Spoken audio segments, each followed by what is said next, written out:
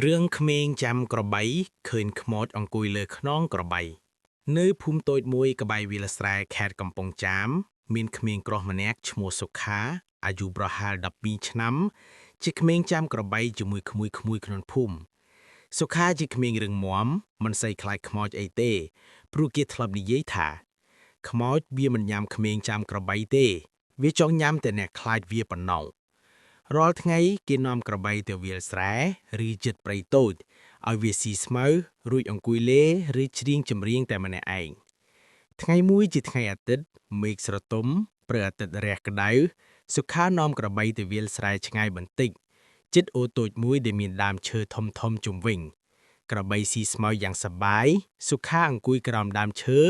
ញ៉ាំបាយស្រួចហើយមើលក្របីពីចម្ងាយពេលនោះគេសម្លឹងឃើញក្របីមួយក្បាលក្របីរបស់គេផ្ទាល់ឈ្មោះខ្មៃឈរស្ងៀមនៅកណ្ដាលវាលមិនស៊ីស្មៅទៀតទេគ្រាន់តែឈរញ័រតិចៗដូចជាភ័យខ្លាចអ្វីមួយ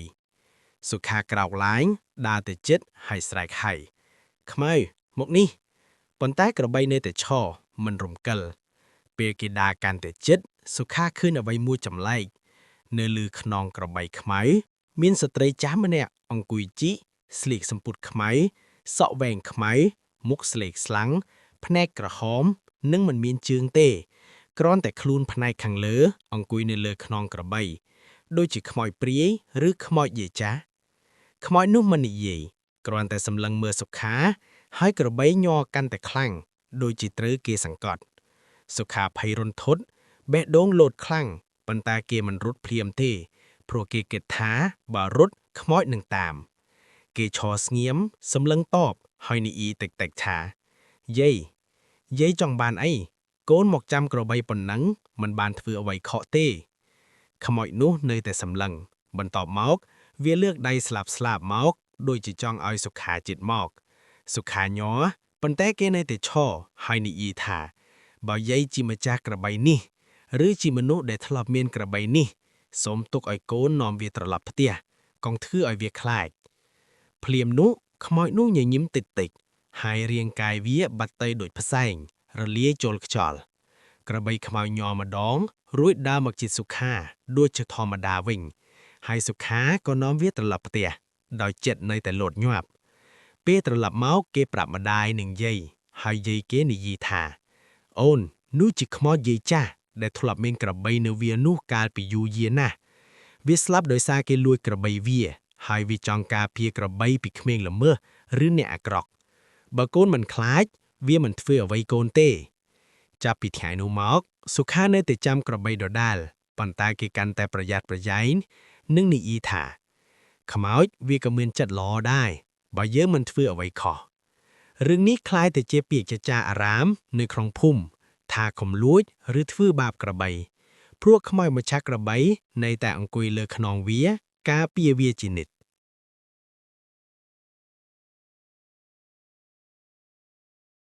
បន្ទាប់ពីថ្ងៃដែលសុខាឃើញខ្មោចយាយចាស់អង្គុយលើខ្នងក្របីខ្មៅគេមិនបានប្រាប់គ្រប់គ្នានៅក្នុងភូមិទេគ្រាន់តែប្រាប់ម្ដាយនិងយាយផ្ទាល់យាយគេបាននិយាយថាកុំនិយាយច្រើនកុំឲ្យក្មេងផ្សេងទៀតភ័យបើវាមិនធ្វើបាបកូនវាគ្រាន់តែចំឲ្យគេចងចាំថាក្របីនៅវាលនោះមានម្ចាស់ស្មោះសុខាស្ដាប់ប៉ុន្តែក្នុងចិត្តគេនៅតែញ័ររាល់ពេលនឹកឃើញមុខស្លេកស្លាំងនិងភ្នែកក្រហមនោះ2-3ថ្ងៃក្រោយមកសុខានៅតែនាំក្របីទៅវាលស្រែដដែលប៉ុន្តែគេមិនហ៊ានទៅជិតអូរតូចឬក្រោមដើមឈើធំៗទៀតទេគេជ្រើសតែវាលទនេដែលមានពន្លឺថ្ងៃចាំងខ្លាំងហើយអង្គុយមើលក្របីពីចម្ងាយថ្ងៃនោះជាថ្ងៃពុធមេឃស្រទុំខ្យល់ត្រជាក់គ្មានសញ្ញាភ្លៀងក្របីខ្មៅស៊ីស្មៅយ៉ាងសប្បាយសុខាក៏ធូរស្រាលបន្តិចគិតថាប្រហែលជារឿងថ្ងៃនោះគ្រាន់តែជាការភ័យខ្លាចរបស់គេផ្ទាល់ប៉ុន្តែនៅម៉ោងប្រហែល4ល្ងាចព្រះអាទិត្យចាប់ផ្ដើមលិចពន្លឺពណ៌ទឹកក្រូចលាយទឹកក្រូចខ្មៅវាលស្រែក៏ចាប់ផ្ដើមស្ងប់ស្ងាត់សុខាឃើញក្របីខ្មៅឈរស្ងៀមម្ដងទៀតនៅកណ្ដាលវាលមិនស៊ីស្មៅគ្រាន់តែឈរញ័រតិចៗគេក្រោកឡើងដើរទៅជិតបេះដូងចាប់ផ្ដើមលោតញាប់វិញពេលជិតដល់គេឃើញវាម្ដងទៀតស្ត្រីចាស់ស្លៀកសំពត់ខ្មៅសក់វែងខ្មៅមុខស្លេកភ្នែកក្រហមអង្គុយនៅលើខ្នងក្របីដដែលប៉ុន្តែលើកនេះ វាមិនសម្លឹងមកសុខាទេវាសម្លឹងទៅឆ្ងាយទៅខាងព្រៃតូចដូចជាកំពុងរងចាំនរណាម្នាក់សុខាឈប់ដើរឈរស្ងៀមមិនហ៊ានហៅខ្មោចទៀតទេគេគ្រាន់តែសម្លឹងមើលហើយគិតក្នុងចិត្តថាយាយរងចាំនរណាភ្លាមនោះខ្មោចយាយចាស់បែរមុខមកសម្លឹងផ្ទាល់ទៅសុខាហើយលើកដៃស្លុបទៅខាងព្រៃដូចជាចង់ឲ្យគេទៅមើលសុខាញ័រប៉ុន្តែគេមានអារម្មណ៍ថាវាមិនមែនចង់ធ្វើបាបទេវាគ្រាន់តែចង់ឲ្យគេដឹងអ្វីមួយគេសម្រេចចិត្តដើរទៅខាងព្រៃតូចនោះដោយនាំក្របីខ្មៅតាមក្របីដើរយឺតដូចជាត្រូវគេសម្កត់ពេលចូលព្រៃតិចគេឃើញថ្មចាស់មួយដុំមានស្នាមឆ្កូតនិងផ្កាស្ងួតដាក់នៅលើថ្មនៅក្បែរថ្មមានសំពត់ចាស់មួយទំពកខ្មៅដូចជាសំពត់ដែលខ្មោចយាយចាស់ស្លៀកសុខាឈប់ហើយអង្គុយចុះនិយាយតិចថាយាយនេះជាកន្លែងយាយស្លាប់ឬយាយចង់ឲ្យកូនធ្វើអ្វីខ្មោចយាយចាស់មិននិយាយទេវាគ្រាន់តែអង្គុយនៅលើខ្នងក្របីសម្លឹងមើលសុខារួចលើកដៃចង្អុលទៅថ្មហើយរាងកាយវាចាប់ផ្ដើមរលាយទៅជាផ្សែងស្ដាងរលាយចូលខ្យល់ក្របីខ្មៅញ័រម្ដងរួចដើរមកជិតសុខាដូចជាធម្មតាវិញសុខាយកសំពត់ចាស់នោះរុំវាយ៉ាងប្រុងប្រយ័ត្នរួចដាក់នៅលើថ្មហើយនិយាយថាកូននឹងប្រាប់យាយគេថាមានកន្លែងនេះហើយកូននឹងមកដាក់ផ្កាថ្មីឲ្យយាយជាប្រចាំពេលត្រឡប់មកផ្ទះសុខាប្រាប់យាយគេពីអ្វីដែលគេឃើញយាយគេស្ដាប់រួចញញឹមតិចហើយនិយាយថាកូនល្អណាស់យាយចាស់នោះគ្រាន់តែចង់ឲ្យគេចងចាំនិងគោរពវិញ្ញាណអ្នកស្លាប់ចាប់ពីឥឡូវរាល់ពេលកូននាំក្របីទៅវាលនោះចងចាំថាមានម្ចាស់ស្មោះម្នាក់កំពុងមើលឃើញកូនចាប់ពីថ្ងៃនោះមកសុខាបាននាំផ្កាស្រស់ឬធូបមកដាក់នៅថ្មចាស់នោះជាប្រចាំហើយគេក៏បានប្រាប់ក្មួយទុយថាកុំលេងល្បែងខ្លាំងពេកនៅវាលនោះព្រោះមានយាយចាស់ម្នាក់កំពុងការពារក្របីនិងការពារយើងដែរបន្ទាប់ពីថ្ងៃដែលសុខាបានទៅឃើញថ្មចាស់និងសំពត់ខ្មៅនៅក្នុងព្រៃតូចគេចាប់ផ្ដើមមកដាក់ផ្កាស្រស់ឬធូបតូចមួយដើមនៅលើថ្មនោះរាល់ពេលដែលនាំក្របីទៅវាលស្រែគេមិនប្រាប់គ្រប់គ្នាទេគ្រាន់តែធ្វើតែម្នាក់ឯងដោយគិតថាបើយាយចាស់នោះមានចិត្តល្អកូនត្រូវតែគោរពវិញ្ញាណយាយក្របីខ្មៅក៏ហាក់ដូចជាស្ងប់ស្ងាត់ជាងមុនមិនសូវរំភើបឬរត់ឆ្ងាយដូចពីមុនទៀតមួយខែក្រោយមកមានថ្ងៃមួយជាថ្ងៃសៅរ៍មេឃងងឹតខ្មៅងងឹតតាំងពីព្រឹកប៉ុន្តែមិនទាន់មានភ្លៀងទេសុខានាំក្របីទៅវាលស្រែដដែលប៉ុន្តែលើកនេះគេមានក្មួយតូច2នាក់តាមគឺសុជីប្អូនស្រីអាយុ9ឆ្នាំនិងវីរៈប្អូនប្រុសអាយុ7ឆ្នាំពួកគេចង់តាមបងសុខាព្រោះឮគេនិយាយថាមានកន្លែងស្ងប់ស្ងាត់មានផ្កាស្រស់សប្បាយណាស់សុខាព្រួយបន្តិចប៉ុន្តែគេគិតថាបើមកពេលថ្ងៃប្រហែលជាគ្មានអ្វីកើតឡើងទេពេលមកដល់វាលស្រែសុខាប្រាប់ឲ្យក្មួយអង្គុយលេងនៅកន្លែងទំនេររួចគេដើរទៅកាន់ថ្មចាស់តែម្នាក់ឯងដើម្បីដាក់ផ្កាថ្មីគេដើរចូលព្រៃតូចឃើញថ្មនៅដដែលផ្កាចាស់នៅតែមានប៉ុន្តែនៅថ្ងៃនេះមានអ្វីមួយខុសប្លែកនៅលើថ្មមានស្នាមដៃតូចដូចជាដៃក្មេងបោះនៅលើដីខ្សាច់ស្ដាងដែលស្រក់មកលើថ្មសុខាញ័រគេគិតថានេះមិនមែនស្នាមដៃខ្ញុំទេ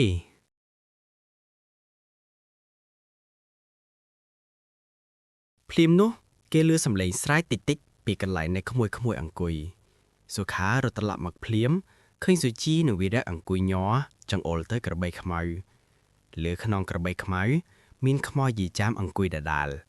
ប៉ុន្តែលើកនេះវាមិននៅតែម្នាក់ឯងទេនៅក្បែរវាមានខ្មោចក្មេងប្រុសតូចម្នាក់ស្លៀកខោអាវចាស់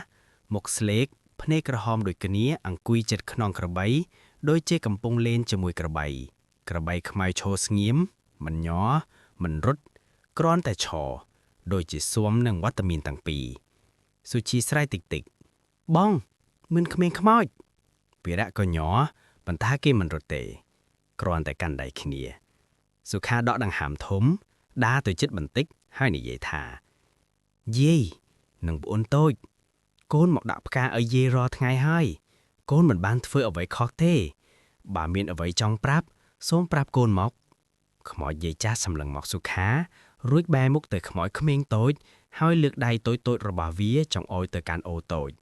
ភ្លាមនោះខ្មោចទាំងពីរបាត់ទៅដូចផ្សែងរលាយចូលខ្យល់ហើយក្របីខ្មៅដែលមកជិតសុខាដូចជាធម្មតាវិញសុខាយកក្មួយតូចៗមកជិតរួចនាំគ្នាទៅមើលនៅជិតអូនៅក្បែរទឹកគេឃើញកូនក្របីតូចមួយក្បាលស្លាប់នៅទីនោះប្រហែលជាលង់ទឹកឬធ្លាក់ពីច្រាំងសុខាសោកស្ដាយហើយនាំគ្នាជីកដីបញ្ចុះកូនក្របីនោះនៅក្បែរថ្មចាស់ដាក់ផ្កាថ្មីនិងធូបបន្ថែមគេនិយាយថាបើពូនតូចនេះជាកូនរបស់យាយឬជាកូនក្របីដែលយាយធ្លាប់ចិញ្ចឹមសូមទុកឲ្យវាសម្រាកសុខសាន្តកូនសន្យាថានឹងមើលថែក្របីនៅវាលស្រែនេះឲ្យបានល្អពេលត្រឡប់មកផ្ទះសុខាប្រាប់យាយគេទាំងអស់យាយគេស្ដាប់រួចញញឹមសោកស្ដាយហើយនិយាយថាយាយចាស់នោះធ្លាប់មានកូនក្របីតូចមួយវាស្លាប់ដោយសារលង់ទឹកកាលពីជាច្រើនឆ្នាំមុនវាចង់ឲ្យគេជួយបញ្ចុះនិងចងចាំវាកូនធ្វើបានល្អណាស់ឥឡូវវានឹងសម្រាកសុខសាន្តហើយចាប់ពីថ្ងៃនោះមកសុខានិងក្មួយតូចបានមកដាក់ផ្កានិងធូបនៅថ្មចាស់នោះជាប្រចាំមិនត្រឹមតែសម្រាប់យាយចាស់ប៉ុណ្ណោះទេថែមទាំងសម្រាប់កូនក្របីតូចដែលបានស្លាប់ហើយពីថ្ងៃនោះមកគ្មាននរណាឃើញក្មួយយាយចាស់អង្គុយលើខ្នងក្របីទៀតទេគ្រាន់តែមានអារម្មណ៍ថាវាលស្រែនោះស្ងប់ស្ងាត់និងមានអារម្មណ៍កក់ក្ដៅជាងមុនបន្ទាប់ពីថ្ងៃដែលសុខាសុជីនិងវីរៈបានជួយបញ្ចុះកូនក្របីតូចនៅក្បែរថ្មចាស់វាលស្រែនោះហាក់ដូចជាស្ងប់ស្ងាត់ជាងមុនក្របីខ្មៅមិនតែងតែឈរស្ងៀមឬញ័រដូចពីមុនទៀតទេវាស៊ីស្មៅធម្មតាដែលលេងធម្មតាហើយពេលខ្លះហាក់ដូចជាដើរទៅជិតថ្មចាស់ដូចជាកំពុងសួរសុខទុក្ខនរណាម្នាក់សុខាបាននាំផ្កាស្រស់ឬធូបតូចមកដើររកពេលទំនេរហើយគេក៏បានប្រាប់ក្មួយតូចថានេះជាកន្លែងសំខាន់យើងត្រូវគោរពកុំលេងល្បែងខ្លាំងកុំបោះសម្រាមកុំធ្វើឲ្យខ្មោចឈឺចិត្ត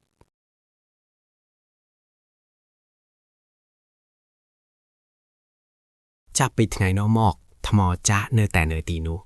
ផ្កាដែលក្មេងៗដាក់នៅតែស្រស់ជាប្រចាំប៉ុន្តែគ្មាននរណាឃើញខ្មោចយាយចាស់ឬខ្មោចក្មេងតូចអង្គុយលើខ្នងក្របីទៀតទេ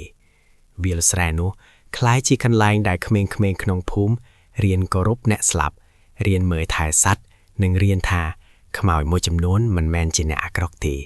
វាគ្រាន់តែជាវិញ្ញាណដែលនៅតែស្រឡាញ់និងការពារអ្វីដែលវាធ្លាប់មានសុផានៅតែមកដាក់ផ្ការយពេលទំនេររហូតដល់គេធំពេញវ័យហើយបន្តប្រាប់រឿងនេះទៅកាន់ក្មេងចំនួនក្រោយដើម្បីឲ្យកន្លែងតូចមួយនេះនៅតែមានអ្នកចងចាំមិនគោរពជានិច្ចចប់រឿងទាំងស្រុង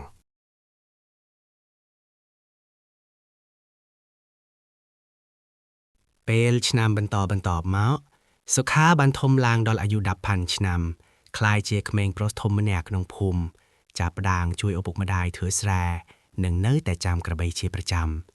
ក្មួយតូចតែធ្លាប់តាមគេកាលពីមុនឥឡូវក៏ធំឡើងនិងចាប់ផ្ដើមនាំក្របីដោយខ្លួនឯងប៉ុន្តែពួកគេនៅតែចងចាំរឿងថ្មយាយនិងខ្មោចយាយចាស់ដែលសុខាបានប្រាប់ពីមុនថ្ងៃមួយជាថ្ងៃអាទិត្យចុងរដូវវស្សាមេឃស្រទុំខ្លាំងព្រះអាទិត្យរះក្ដៅ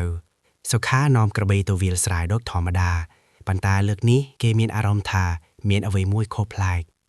ក្របីខ្មៅដើរយឺតជាងធម្មតាហើយពេលមកដល់ជិតថ្មចាស់វាឈប់ដោយខ្លួនឯងមិនស៊ីស្មៅទៀតគ្រាន់តែឈរសម្លឹងទៅថ្មសុខាដើរទៅជិតឃើញថាផ្កាដែលគេដាក់កាលពីសប្តាហ៍មុននៅតែស្រស់ខ្លាំងមិនស្ងួតមិនរលួយហើយនៅលើថ្មមានស្នាមដៃតូចបន្ថែមទៀតដូចជាមាននរណាម្នាក់មកលេងឬមកសុំអរគុណគេអង្គុយចុះក្បែរថ្មដាក់ផ្កាថ្មីដាក់ធូបហើយនិយាយតិចដូចរាល់ដងយាយពួនតូចកូនមកហើយឆ្នាំនេះកូនធំហើយ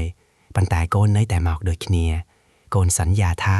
កូននឹងប្រាប់ក្មេងចំនួនក្រោយឲ្យចងចាំកន្លែងនេះចងចាំយាយចងចាំពួនតូចនិងចងចាំថាកុំធ្វើបាបសត្វកុំលួចកុំបោះបង់អ្នកដែលធ្វើស្រឡាញ់យើងខ្យល់បក់តិចដើមឈើរំញ័រហើយសុខាមានអារម្មណ៍ថា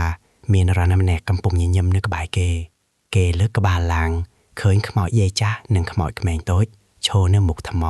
មិនអង្គុយលើខ្នងក្របីទៀតទេពូវាមើលមកគេញញឹមស្ងប់ស្ងាត់មុខមិនស្លេកស្លាំងភ្នែកមិនក្រហមគ្រាន់តែមានពន្លឺស្រាលដូចជាពន្លឺព្រះអាទិត្យលិចយាយចាស់លើកដៃស្លាប់មក โดยជាអរគុណ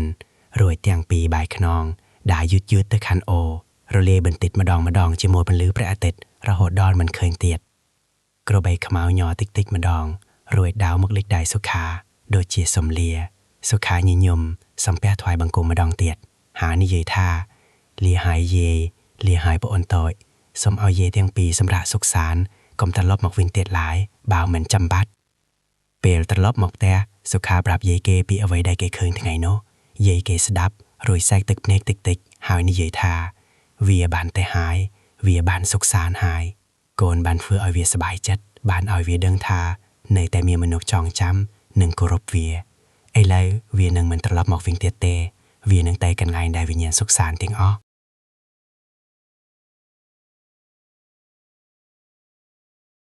ចាប់ពីថ្ងៃនោះមកថ្មចាស់នៅតែនៅទីនោះផ្កាដែលក្មេងៗដាក់នៅតែស្រស់ជាប្រចាំប៉ុន្តែគ្មាននរណាឃើញខ្មោចយាយចាស់ឬខ្មោចក្មេងតូចអង្គុយលើក្នុងក្របីទៀតទេវាស្រ័យនោះคล้ายជាកន្លែងដែលក្មេងៗក្នុងភូមិរៀនគោរពអ្នកស្លាប់រៀនមើលថែសត្វនិងរៀនថាខ្មោចមួយចំនួនមិនមែនជាអ្នកអាក្រក់ទេវាគ្រាន់តែជាវិញ្ញាណដែលនៅតែស្រឡាញ់និងការពារអ្វីដែលវាធ្លាប់មានសុខានៅតែមកដាក់ផ្ការាល់ពេលទំនេររហូតដល់គេធំពេញវ័យហើយបន្តប្រាប់រឿងនេះទៅកាន់ក្មេងជំនាន់ក្រោយដើម្បីឲ្យកន្លែងតូចមួយនេះនៅតែមានអ្នកចងចាំនិងគោរពជានិច្ច